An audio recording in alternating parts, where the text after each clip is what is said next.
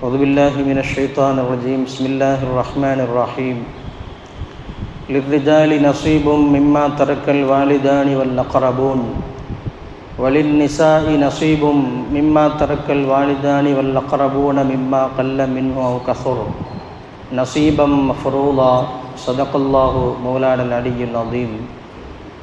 وعن أبي هريرة رضي الله تعالى عنه قال رسول الله صلى الله عليه وسلم تعلموا الفرائض وعلموه فإنه نصف العلم وهو ينسى وهو أول شيء ينتزع من أمتي أو كما قال عليه الصلاة والتسليم. அல்லாஹுவின் நல்லருளும் ஈருலக நாயகம் ரசூலுல்லாஹி ஸல்லல்லாஹு அலைஹி வஸல்லம் அன்னவர்களின் ஷஃபாஅத்தும் நம் எல்லோரின் மீதும் உண்டாகட்டுமாக.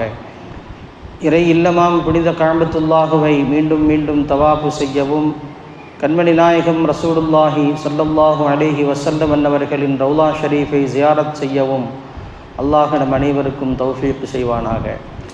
நம் எல்லோரின் பாவங்களையும் மன்னித்து உயர்ந்த சொர்க்கத்திற்கு தகுதியுள்ள மக்களாக அல்லாஹ் நம் அனைவரையும் ஆக்கியருள் புரிவானாக. கண்ணியமிக்க முஃமினீன்களே, அல்லாஹுவின் நல்லடியார்களே, இன்றைய தினம் ஓதப்பட்ட அருள்மறை வசனங்களிலே வாரிசுரிமை சட்டங்களை குறித்து அல்லாஹ் மிக தெளிவாகவே பேசுகிறான். லிர்ரிஜாலி நஸீபும் மிம்மா தரக்கல் வாலிதானி வல் அக்ரபூன்.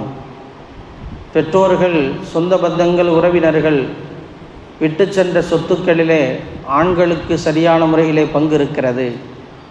வலின் நிசாஇ நஸீபும் மிம்மா தரக்கல் வாலிதானி வல் அக்ரபூன்.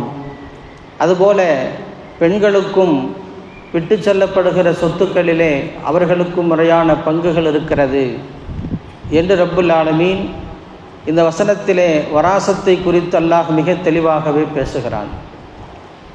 வேறு எந்த சமயத்திலும் வேறு எந்த வேத நூற்களிலும் சொல்லப்படாத, சமூகத்திற்கு மிக அவசிய தேவையாக இருக்கக்கூடிய, மக்களுக்கும் குடும்பங்களுக்கும் உறவுகளுக்கும் இடையிலே நல்ல ஒரு இணக்கத்தையும் ஒரு பிணைப்பையும் உண்டாக்குவதற்காக வேண்டிய இந்த சொத்துரிமை சட்டங்களை அல்லாஹ் குர்ஆனிலே தெளிவுபடுத்தியிருக்கிறான். பல்வேறு விஷயங்களை குர்ஆனிலே பேசுகிற இறைவன் அதற்கான விளக்கங்களை மக்களுக்கு எடுத்து சொல்லுமாறு நபி அவர்களுக்கு அல்லாஹ் ஒப்படைத்திருந்தான். ஆனால் இந்த வாரிசுரிமை, யார் யாருக்கு எவ்வளவு சொத்துக்கள் பங்குகள் கிடைக்கும் என்பதை அதை நிர்ணயிக்கின்ற பொறுப்பை அல்லாஹ் தன் மீது அது வைத்து கொண்டான். ஃபரீலத்தம் மினல்லாஹ், இது அல்லாஹ்விடம் இருந்து விதிக்கப்பட்ட விதிமுறைகளாக இருக்கிறது. அல்லாஹ் அதை தன் மீது கடமையாக்கி வைத்திருக்கிறான். யார் யாருக்கு எவ்வளவு பங்குகள் சரியான முறையிலே பிரித்து கொடுக்கப்பட வேண்டும் என்பதை அல்லாஹ் தீர்க்கமாக முடிவு செய்து வைத்திருக்கிறான். இதில் யாரும் எந்த கருத்துக்களும் இதில் சொல்வதற்கோ வியாக்கியானங்கள் சொல்வதற்கோ அதில் வேலையே இல்லை. அவ்வளவு தெளிவான முறையிலே அல்லாஹ் இதிலே பேசியிருக்கிறான். நாம் யோசித்து பார்க்கிறோம், ஏன் அல்லாஹ் இது போன்ற விஷயங்களை எல்லாம் தன் கையிலே அல்லாஹ் எடுத்திருக்கிறான்? இதற்கான ஹிக்மத்துகள் என்ன என்று நாம் யோசித்து பார்க்கிறோம். 3 ஹிக்மத்துகளை சங்கைக்குரிய விரிவுரையாளர்கள் நமக்கு சொல்லித் தருகிறார்கள். இந்த சொத்து பங்கீடுகளை குறித்து குர்ஆனிலே பேசுவதனுடைய அவசியம், ஒன்று, இரத்த உறவுகளை பேண வேண்டும். உடன் பிறந்தவர்கள், இரத்த உறவுகள், அவர்களுக்கு இடையே நல்ல ஒரு பிணக்கத்தை உண்டு பண்ண வேண்டும் என்பதற்காக வேண்டி, தாய் தந்தை, கணவன் மனைவி, மகன் மகள், பேரன் பேத்திகள், சகோதரர்கள் சகோதரிகள், இப்படியாக இருக்கக்கூடிய குடும்ப உறவுகளை எந்த வகையிலும் யாரும் அது விட்டுவிட முடியாது. எல்லோர்களையும் நீங்கள் அனுசரித்து அது நடக்க வேண்டும் என்கிற ஒரு உன்னதமான தத்துவத்தை போதிப்பதற்காக வேண்டிய. இரண்டாவது சொல்லுவார்கள், திருமண உறவுகளை பேணுவதற்காக வேண்டி. திருமணம் முடித்து கொண்டவர்கள், ஒரு ஆண் ஒரு பெண் சேர்ந்து இணைந்து வாழ்ந்தார்கள், அது காற்றோடு பறந்து விட்டது என்பது இல்லாமல் அவர்கள் வாழ்ந்த வாழ்க்கைக்கான ஒரு அர்த்தம் இந்த உலகத்தில் இருக்க வேண்டும். கணவன் விட்டு செல்கிற சொத்துக்களிலே மனைவிக்கு பங்கு இருக்கிறது, மனைவி விட்டு செல்கிற சொத்துக்களிலே கணவனுக்கு பங்கு இருக்கிறது என்று ரப்புல் ஆலமீன் அந்த திருமண உறவுகளை கட்டி காப்பதற்காக வேண்டியே அல்லாஹ் இதை விதித்திருக்கிறான் என்று சொல்வார்கள். அஞ்ஞான காலங்களிலே பெண்களுக்கு அந்த உரிமைகள் இல்லாமல் இருந்தது. பெண்களும் அவர்கள் ஒரு சொத்தாக அவர்கள் கணக்கிடப்பட்டார்கள். பெண்களும் அது பிரிக்கப்பட வேண்டிய சொத்து தான். பெண்களும் அவர்கள் அனுபவிக்கப்பட வேண்டியவர்கள் என்ற ஒரு நிலைகள் இருந்த காலத்தை அல்லாஹ் அதை மாற்றி பெண்களுக்கும் அவர்களுக்கு உரிமைகள் இருக்கிறது, அவர்களுக்கும் மன விருப்பங்கள் இருக்கிறது, அவர்களுக்கும் தனி அங்கீகாரங்கள் இருக்கிறது என்று ரப்புல் ஆலமீன் பெண் சமூகத்திற்கு மிக உயர்ந்த முக்கியத்துவத்தை, அந்தஸ்தை ரப்புல் ஆலமீன் ஏற்படுத்தி தந்திருக்கிறார். பெண்களுக்கு சொத்துக்கள் தேவையில்லை, குடும்ப நிர்வாகங்களை நிர்வகிக்கக்கூடிய பொறுப்புகள் ஆண்களுக்குத்தான் இருக்கிறது என்றாலும் அவர்களுக்கான அந்த மரியாதைகளை, மகத்துவத்தை பேண வேண்டும் என்பதற்காக வேண்டிய பெண்களுக்கும் அவர்களுக்குரிய பங்குகளை அல்லாஹ் குர்ஆனிலே பேசுகிறான். மூன்றாவது சொல்வார்கள் அல் வலாஹ் என்று சொல்வார்கள். அது நடைமுறையிலே இல்லை. எஜமானர்கள் தங்களுடைய அடிமைகளை உரிமையிடுகிற போது அந்த அடிமைகள் இந்த உலகத்திலே யாரும் கைவிடப்பட்டு விடாத வகையிலே அல்லது அவர்களுடைய சொத்துக்கள் இந்த உலகத்திலே வேறு யாராலும் அது கபலீகரம் செய்யப்படாமல் இருப்பதற்காக வேண்டி அவர்களுக்கும் அந்த எஜமானர்களுக்கும் இடையிலே அந்த உறவை, பிணக்கத்தை உண்டு பண்ணுவதற்காக வேண்டிய வலாஹினுடைய உரிமை எஜமானர்களுக்கு இருக்கிறது என்று ரப்புல் ஆலமீன் குறிப்பிடுகிறான். ஆக இந்த மூன்று முக்கியமான நோக்கத்திற்காக வேண்டித்தான் இந்த சொத்து பங்கீடுகளை குறித்து ரப்புல் ஆலமீன் குர்ஆனிலே பேசுவதாக நாம் பார்க்கிறோம். சகைக்குரிய பெருமக்களே, இன்றைக்கு நமது வாழ்க்கையிலே இருக்கக்கூடிய பெரும் பிரச்சனைகள் ஒன்றாக இந்த சொத்துரிமை என்பது அமைந்திருக்கிறது, இந்த சொத்து பங்கீடு என்பது அமைந்திருக்கிறது என்பதை பார்க்க முடிகிறது. பல்வேறு வணக்கங்களிலே ஈடுபடுகிறோம். தொழுகைகள், தான தர்மங்கள், ஜகாத்துகள், நோன்புகள், இப்படி அல்லாஹ் நமக்கு விதித்திருக்கிற பல்வேறு கடமைகளிலே மிகச் சரியாக நிறைவேற்றுகிற நாம் அல்லாஹ் சொல்லுகிற இந்த சொத்து பங்கீடு விஷயங்களிலே எவ்வளவு தூரம் நாம் இது அசட்டு தன்மையோடு இருக்கிறோம், இதில் எவ்வளவு தூரம் ஒரு புரிதல் இல்லாமல் இந்த சமூகம் இருக்கிறது, எவ்வளவு தூரம் அதில் ஆசைகள் கொண்டிருக்கிறார்கள், பிறருக்கு கிடைக்காமல் செய்வதற்காக வேண்டி என்னென்ன தந்திரங்களிலே ஈடுபடுகிறார்கள் என்பதையெல்லாம் நாம் பார்க்கிறோம். ஒரு குடும்பத்திலே தன் சகோதரர்களுக்கு போய் சேர வேண்டிய சொத்துக்கள் சேராமல் இருக்கிறது, தன் பிள்ளைகளுக்கு போய் சேர வேண்டிய சொத்துக்கள் கிடைக்காமல் இருக்கிறது. பெற்ற பிள்ளைகள் தான் அவர்களுக்கு சேர வேண்டிய சொத்துக்களை சேர்க்காமல் இன்றைக்கு எத்துணை குடும்பங்களிலே சிரமத்தை உண்டு பண்ணுகிறார்கள்.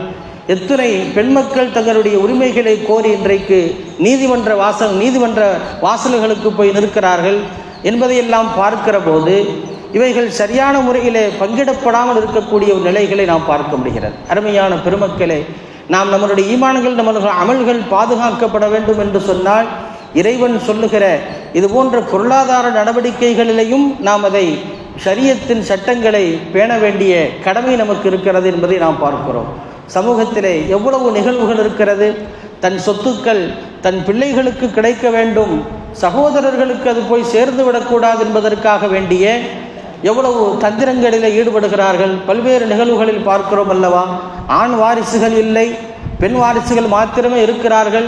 தனக்கு மனைவி இல்லாத சந்தர்ப்பத்தில் அந்த சொத்துக்கள் சகோதரர்களுக்கு போக வாய்ப்பு இருக்கிறது என்பதற்காக அதை தடுக்க வேண்டும் என்பதற்காக வேண்டிய ஒரு புதிய திருமணங்களை செய்து கொள்கிறார்கள். காலங்கள் பல கடந்தும் கூட இப்படியான ஒரு உளவியல் சிந்தனைகள் மக்களுக்கு மத்தியிலே புறையோடி போயிருப்பது என்பது அல்லாஹ்வினுடைய சட்டதிட்டங்களிலே விளையாடக்கூடிய ஒரு பெரும் விபரீதமாக இருப்பதை நாம் பார்க்க முடிகிறது. அல்லாஹ் விதித்திருக்கக்கூடிய சட்டங்களில் கடமையாக்கிய விஷயங்களிலே யார் யாருக்கு போய் சேர வேண்டும் என்பதை சரியான முறையில் பங்கிட்டு கொடுங்கள் என்பதை பெருமானார் ஸல்லல்லாஹு அலைஹி வஸல்லம் அது குறித்து நிறைவாகவே ஹதீஸ்களிலே பேசியிருக்கிறார். அதனால்தான் இது குறித்து உண்டான ஒரு புரிதலை, ஒரு விழிப்புணர்வை சமூகத்திற்கு உண்டாக்க வேண்டும் என்பதற்காக வேண்டிய தஅல்லமு அல் ஃபராயித, நீங்கள் இந்த சொத்துரிமை சட்டங்களை குறித்து உண்டான விஷயங்களை நீங்கள் கற்றுக்கொள்ளுங்கள். வஅல்லிமூஹு, அதை தெரிந்த விஷயங்களை மக்களுக்கும் நீங்கள் அதை கற்றுக் கொடுங்கள். நீங்கள் தெரிந்த விஷயங்களை மக்களுக்கும் நீங்கள் அதை எடுத்து போதியுங்கள். ஏன் ஃபஇன்னஹு யுன்சா வஹுவ யுன்சா, அது மறக்கடிக்கப்படக்கூடிய ஒரு கல்வி ஞானமாக இருக்கிறது என்று நாயகம் ஸல்லல்லாஹு அலைஹி வஸல்லம் சொல்கிறார்கள். அந்த இல்முகள், அந்த சட்டங்கள் இந்த சமூகத்திலே இல்லாமல் போகுவதற்கான வாய்ப்புகள் இருக்கிறது. இன்று யாரை சந்தித்து கேட்டாலும் கூட குர்ஆனில் சொல்லப்படுகிற வாரிசுரிமை அந்த சட்டங்கள் அவர்கள் தங்களுக்கு எதுவுமே தெரியாது. அது குறித்து உண்டான ஒரு அடிப்படை விஷயங்களும் கூட நாம் அதில் கவனம் எடுத்துக்கொள்வது கிடையாது. நாயகம் ஸல்லல்லாஹு அலைஹி வஸல்லம் இதைத்தான் சொல்கிறார்கள், வஹுவ அவ்வலு ஷைஇன் யுன்தஸஉ மின் உம்மத்தி, எனது சமூகத்திலிருந்து எடுக்கப்படக்கூடிய முதல் கல்வியாக இந்த சொத்துரிமை கல்விகள் இருக்கிறது என்று எச்சரித்திருக்கிறார். ஆக இந்த சமூகத்திலிருந்து அந்த இல்மு ஞானங்கள் எடுக்கப்பட்டு விடும், அந்த அபாயங்கள் நிறைந்திருக்கிறது என்பதை பெருமானார் ஸல்லல்லாஹு அலைஹி வஸல்லம் ஞாபகப்படுத்துகிறார்களே. ஆக இது குறித்து உண்டான கல்விகளை நாம் ஓரளவுக்கு தெரிந்து கொள்ள வேண்டும். அதில் இருக்கக்கூடிய சட்ட நுணுக்கங்கள் விஷயத்தில் நாம் கவனம் செலுத்தாவிட்டாலும் அதில் இருக்கக்கூடிய அடிப்படை மேலோட்டமான விஷயங்களில் யார் யார் உயிரோடு இருக்கும்போது யாருக்கு கிடைக்கும், யார் இருக்கும் பொழுது யாருக்கு அந்த சொத்துக்கள் போய் சேர வாய்ப்பில்லை என்பது போன்ற அடிப்படையான விஷயங்களை தெரிந்து கொள்ள வேண்டிய கடமை இன்றைக்கு முஸ்லிம் சமூகத்திற்கு இருக்கிறது என்பதை நாம் மறந்துவிடக்கூடாது.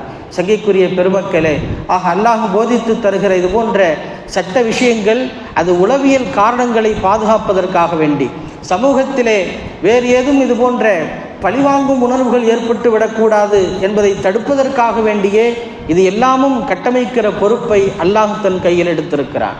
இன்றைக்கு பெற்றோர்கள் அவர்கள் ஹயாத்தாக இருக்கிற பொழுதே அவர்களுக்கு சேர வேண்டிய சொத்துக்களை தங்களுக்கு எழுதி தருமாறு நிர்பந்திக்கக்கூடிய சூழல்களை எல்லாம் இன்றைக்கு நாம் பார்க்கிறோம். எத்தனை குடும்பங்களிலே பெற்றோர்களை, தன் தந்தையை, தாயை கொலை மிரட்டல் விடுக்கக்கூடிய, கொலை எச்சரிக்கை செய்யக்கூடிய, உயிர் பயத்தை உண்டாக்கக்கூடிய எத்தனை நிகழ்வுகள் இன்றைக்கு நாம் பார்க்க முடிகிறது. ஷரியத்து சட்ட திட்டவட்டமாக சொல்கிறது, பெற்றோர்கள் அவர்கள் ஹயாத்தோடு உயிரோடு இருக்கும் காலம் வரை அவர்களுக்கு முழு உரிமைகள், முழு அதிகாரங்கள் இருக்கிறது. அந்த சொத்துக்களை எப்படி பராமரிக்க வேண்டும், அந்த சொத்துக்களை யார் யாருக்கு அது பங்கீடு செய்து தர வேண்டும், அவர்கள் வஃபாத்தாகிற பிறகுதான் அந்த சொத்துக்களை பிரிக்கப்பட வேண்டும் என்பதிலே ஷரியத்து தெள்ளத் தெளிவாக நமக்கு போதிப்பதை பார்க்க முடிகிறது. சங்கைக்குரிய பெருமக்களே, இதுபோன்ற சொத்துக்களை சட்டத்திற்கு புறம்பாக குறுக்கீடான முறைகளிலே அனுபவிக்க வேண்டும் என்பதற்காக வேண்டி பல நபர்களுக்கு போய் சேராமல் இருப்பதற்காக வேண்டியே காலமாக பல்வேறு குடும்ப பாரம்பரிய சொத்துக்கள் பிரிக்கப்படாமல் இருக்கக்கூடிய நிலைகளையும் கூட இன்றைக்கு நாம் பார்க்க முடிகிறது. அல்லாஹ் பாதுகாக்க வேண்டும். காலம் கடந்து பிரிக்கப்படுகிற சொத்துக்கள் அது பிரிக்கப்பட்டாலும் கூட அதில் போய் சேர வேண்டிய எத்தனை நபர்கள் அதை அனுபவிக்காமல் இந்த உலகத்திலிருந்து விடைபெற்றிருக்கிறார்கள். அதனுடைய பாவங்களை எல்லாம் யார் சுமப்பது? ரப்புல் ஆலமீன் பாதுகாக்க வேண்டும். இது குறித்து உண்டான சட்ட தெளிவுகளை, நல்ல புரிதல்களை அல்லாஹ் நம் எல்லோருக்கும் புரியக்கூடிய தௌஃபீக்கினை செய்தல் புரிவானாக. வாஹிரு தஅவானா அல்ஹம்துலில்லாஹி ரப்பில் ஆலமீன்.